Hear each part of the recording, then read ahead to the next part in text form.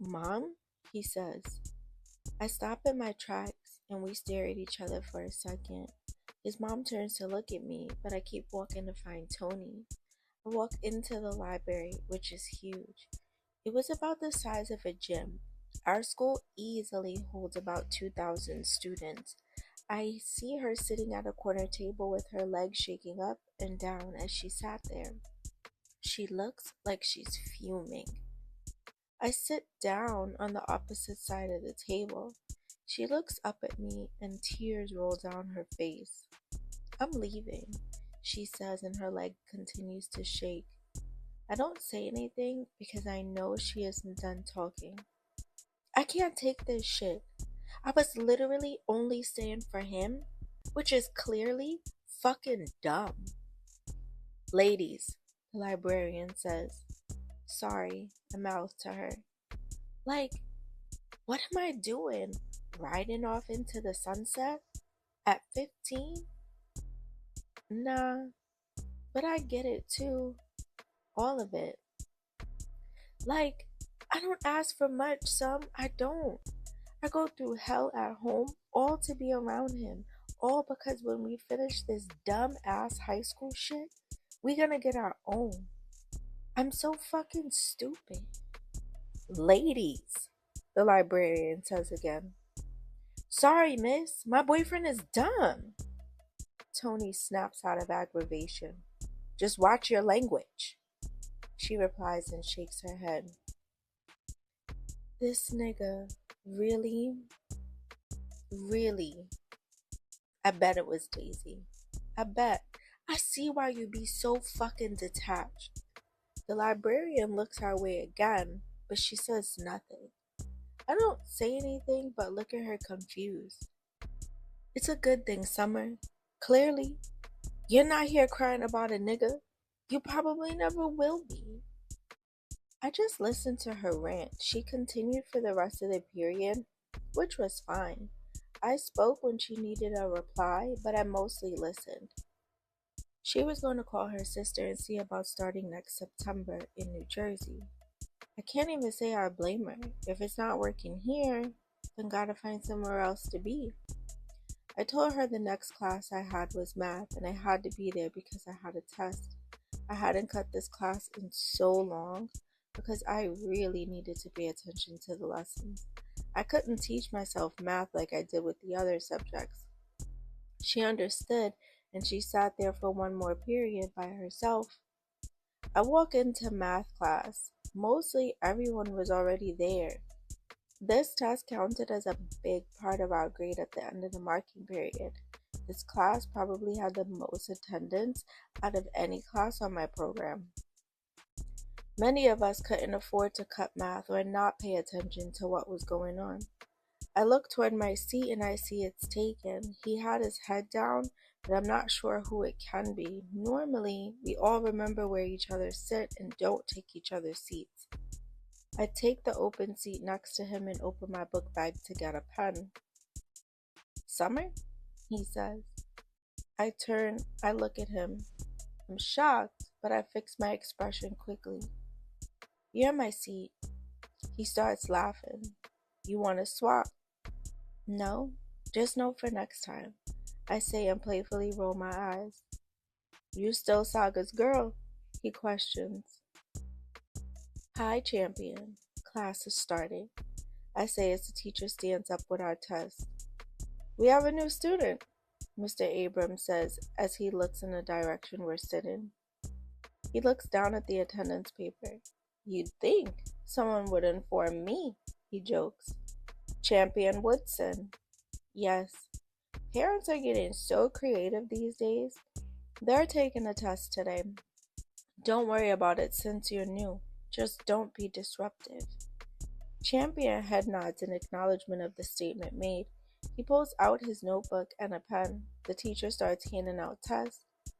When you get your papers, you may start. You have until the bell rings.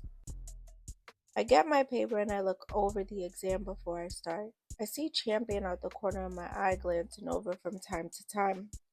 As I was finishing up the exam, I was stuck on the last problem. Mr. Abrams always does this. One question really busts your brain with confusion. Two, Champion says in a low tone. Hmm? I say without lifting my head. The answer is two, he says, still whispering. I don't write anything and just look at the equation, and I realize he's right. Thank you, I say as I get up to hand in my test. The teacher was grading on the spot, which makes me nervous, but I studied hard for this. I know, y'all think all I do is cut, and I do, but I study too. Summer Rayne, 100%, very good, the teacher calls out. He grades almost everything on the spot, but if you fail, he doesn't announce your grade. I look over at Champion, who smirks again. I playfully roll my eyes and walk back to my seat. I pull out my notebook to start doodling in my book. I look at the clock in front of the classroom and we only have about 15 minutes left for class. Of course, I am curious why he's sitting here. Ironically, not just the school, but my class. I saw him downstairs by the dean's office, so I knew he was here, but the universe is quite interesting. Right before the bell rings, I start to put my stuff away. What's your next class? I ask. He takes out his program. I take it out of his hand and laugh. Didn't expect you to be friendly, he says and laughs. Why? Saga's girl and all. You have Spanish with me too, I replied, not acknowledging the mention of Savior. You gonna show me around? Whatever, Champion. He starts to laugh. I know you have friends. I do. See you in Spanish, I say and hand him back his program. I see him smiling out the corner of my eye as I walk away. As I'm walking out of the class, Angelo stands in front of me to stop me from walking. I'm new too. Welcome to the school. I walk around him to leave the classroom. When I get downstairs to our usual spot, Coya and Sierra are in school, which is a rare sighting. Tony is sitting on the floor. She still looks kind of sad. Hey, summertime, Coya says as I walk over to them. Y'all still go here? I question in a joking tone. Bitch, they call social services on my mother. For attendance? Yup. My mother woke me up dragging me out my bed this morning. Literally, Sierra says. Ugh, Tony lets out. Girl, shake that nigga off. You can't get no pretty hood nigga and expect no fairy tale, Coya says. I know. Tony says with her face buried in her hands. What you know? Shania asks as she and Damien walk over to us. Don't try to help Shania, you're his best friend. Yo, Tone, you know Jules is stupid. The nigga likes you though, Damien says. Whatever, she says as she gets up off the floor. I gotta go home. Well, I got myself logged in for third period, so I'm ready to go myself, Quay says. Your mother is going to beat your ass. And honestly, I just want to sit in silence, Tony replies. Everyone stays quiet. Jules walks over to the group just as the bell rings to start the next period, and Tony takes a deep breath. I'll see y'all tomorrow, she says as she walks off. Jules stays quiet. He looks like he wants to say something, but I don't think there is anything he can say. Not right now, anyway. Tommy starts coming down the hallway shouting, Let's find somewhere to go, ladies and gentlemen. Like, class? Maybe? I don't know. I thought this was school. Lunchroom or class? Damien asked. Lunch, I guess, I reply. Ugh, I have to go to class. Coya whines and rolls her eyes. Honestly, me too, Sierra says. You two might as well be Siamese twins, I joke. We get to the classroom and the dean is there with Tim. If lunch is not on your program, go to class, Tim says. We all look confused but turn around and go the other way. I guess we are all going to class today, Shania says. We all get to the stairs and part ways. I get to my next class. which is Spanish. I open the door to the classroom and it's extremely loud in there. She still has no control over this class. Summer Rain, why are you late? Miss Rios asked, looking frustrated. I got lost. Sorry. Which causes people to laugh. Miss Rios rolls her eyes. Champion looks up from his desk and half smiles. I walk to an open seat and sit down. I take out my notebook and copy the work that's on the board. Miss Rios comes by and leans down at my desk. Your grades would be so much higher if you showed up, she says in a normal range tone compared to the noise level in the classroom. I nod my head in acknowledgement. You are smart, but you make stupid decisions, she continues. I don't reply, not being rude. I don't have anything to say in response. She looks at me for a few seconds, shakes her head, and walks away. A few seconds later, Champion comes to the seat behind me. You came to see me. This is literally my class, I say without turning around. From the sounds of it, you don't show up. Now I turn in his direction, which I'm sure was a part of his plan. And you think my appearance is for you? Don't flatter yourself. He starts to laugh a bit. So what's up with this school? Meaning what? Is it easy to cut? Why did you get sent here? We're going to ask each other questions all day, he asks. I start laughing. So what's your favorite color? He smiles in a mischievous way. Cutting is easy. Yeah. Why you here?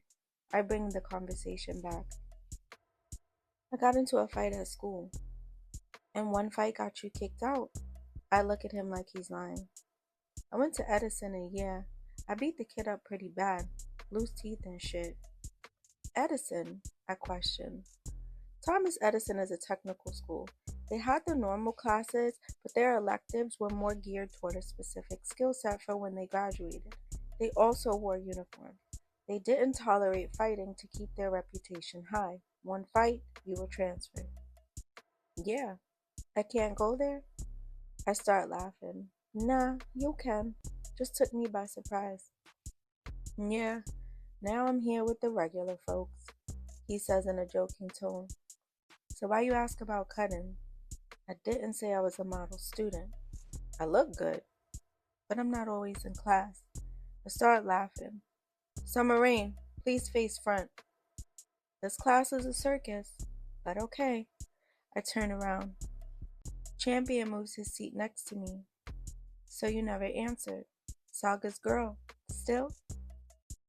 That was your parents at the dean's office, I ask. Must not be, because you'd normally answer by now. No, Champion. We broke up. He fucked up. Things happen. People break up. So that's a yes. And yes, those were my parents. I'll introduce you one day. He smirks and opens his notebook to copy the board. We both stayed quiet for the rest of the period. I did my work for this class and other classes in the meantime. The bell rings and we both get up to leave the classroom. I walk toward the front of the classroom to leave instead of the back door. Summer Rain, Miss Rio says. I turn in her direction to acknowledge her. Think about showing up more than tests and handing in homework. You can have a much higher grade, she reiterates. Thanks, miss, I say and turn to leave. I get downstairs to our spot again, but I'm not sure who stayed in school and who didn't. I see Jules come around the corner not too long after I get there, followed by Damien and Shania. Tony really left, Jules asks. As far as I know. Damn. He looks like he gets lost in thought for a second. Hey, Summer, can I talk to you? Angelo says. No, Damien replies in almost a shouting tone. Damn, big homie, I was talking to Shorty. Brightness, can he talk to you? Damien turns to me. I start laughing. I'm good, Angelo. Angelo shakes his head and walks off. What'd he do to you? I asked Damien. Be crip and short at the same time. We all start laughing. Somehow, I think him being short annoys you more than him being crip. I say, definitely, Shania chimes in. I'm about to go home, Jules says. Now? You want to be hurt, lover boy? Damien asks. Jules just shakes his head. I'll get up with y'all. He slaps Damien and Shania a 5, gives me a half hug, and leaves. Go somewhere, not the holes, Tommy says as he walks by. I wonder if Tommy has a wife, Shania asks. You want to make a baby that looks like Summer? Damien asks her in return. I roll my eyes playfully. Nah, he always grumpy. I never seen this nigga have a good day, she says. I start laughing, which makes them laugh. Tommy's probably sick of telling us to go to class every day, I say as we walk toward the lunchroom.